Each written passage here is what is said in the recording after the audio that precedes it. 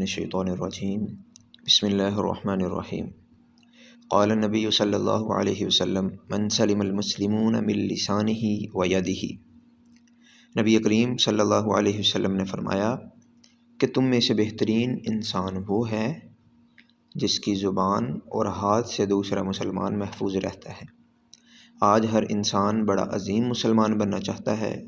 بڑی عظیم شخصیت بننا چاہتا ہے، بڑی پرسنالٹی والی شخصیت بننا چاہتا ہے، تو اس کے لیے جس کے دل میں یہ خواہش ہے کہ وہ بڑا شخص بن جائے، بڑی پرسنالٹی والا، بڑے وقار والا بڑا شخص بن جائے، تو اس کے لیے یہ کرنا ہوگا کہ وہ نبی رحمت صلی اللہ علیہ وسلم کے اس فرمان کو اپنے سامنے رکھے